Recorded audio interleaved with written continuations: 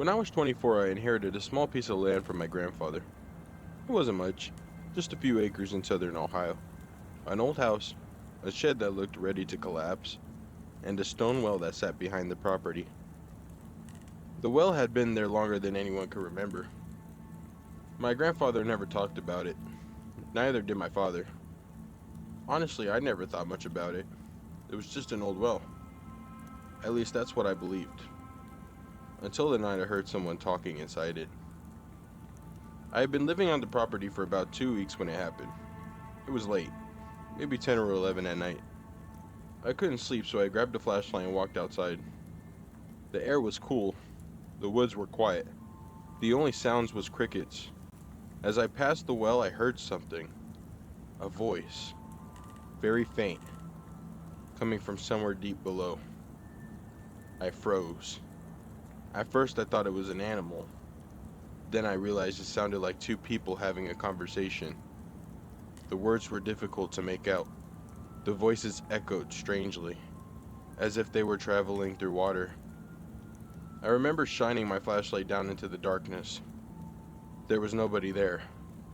Nothing but black water far below. The conversation continued for a few more seconds. Then it stopped.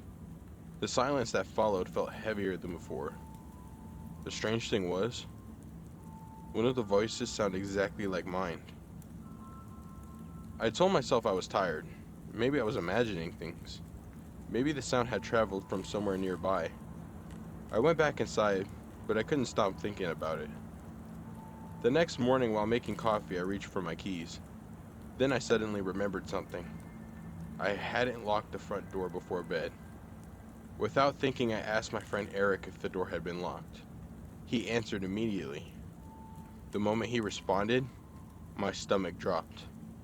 The exchange matched the conversation I heard inside the well that night before.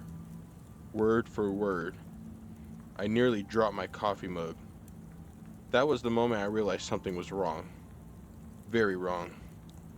That night I went back to the well. This time I brought a flashlight, a recorder, and a notebook. I sat beside the stone wall and listened. For almost an hour, I heard nothing. Then finally, voices. Two people were talking about rain. One mentioned that it looked like rain was coming. The other said they hoped it would. The conversation lasted only a few seconds. Then it disappeared. The next afternoon, Eric stopped by. Dark clouds rolled overhead. We stood in the yard talking. Without thinking, I mentioned that it looked like rain. Eric immediately answered that he hoped it would. The same conversation. Again. I felt the blood drain from my face. The well wasn't repeating old conversations. It was somehow repeating future ones. Over the next month, I became obsessed. Every night I listened. Every night I wrote down what I heard. Most of the conversations were harmless. People discussing groceries, neighbors talking, phone calls, weather forecasts, everyday things. And every single one happened exactly as I heard it. The farther into the future the conversations seemed to be, the harder they were to understand, like they were buried beneath water. Then the conversations changed. One night I heard what sounded like an emergency. Someone urgently told another person to call an ambulance. The second voice sounded terrified. 2 days later, a farmer down the road suffered a heart attack. The conversation happened exactly as I had heard it. A week later, I heard another conversation. Someone was desperately asking where a man had gone. Another voice mentioned blood. A lot of blood. 3 days later, a hunting accident happened in the next county. Once again, the words matched. I stopped sleeping.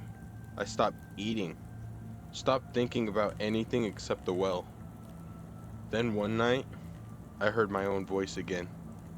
Only this time it sounded frightened. The voice warned me not to go near the well the following day. Then another voice responded. The person sounded certain. Certain that I wouldn't listen.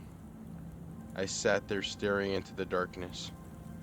The next morning, I made a decision. I wasn't going near the well, not for any reason.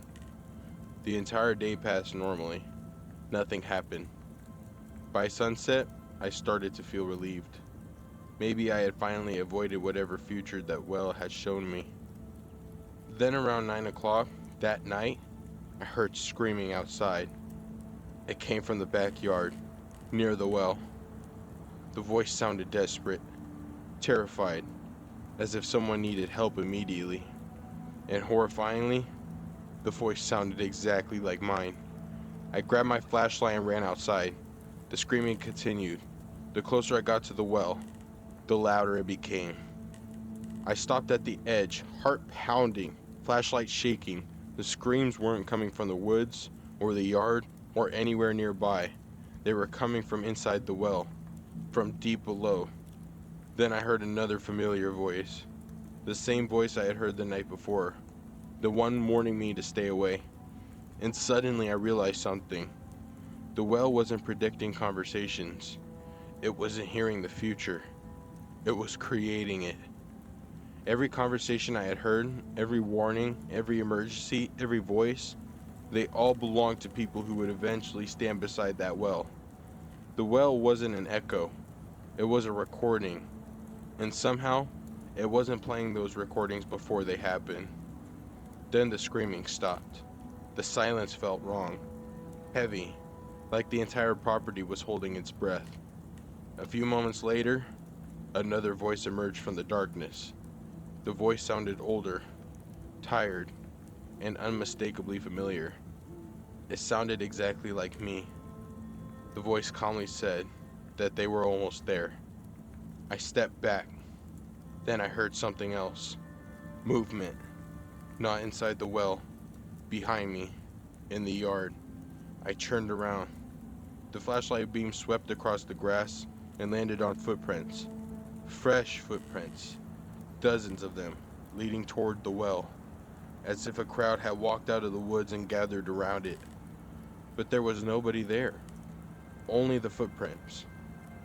I sold the property 3 months later. I never went back. That was 6 years ago. But sometimes in the middle of the night, I wake up hearing water dripping, even when the room is completely dry. And every now and then, just before I fall asleep, I hear a familiar voice, echoing from somewhere very far away. My own voice. The voice never screams. It never sounds angry. It only repeats the same message. It says they are almost here. And every year, the voice sounds a little bit closer.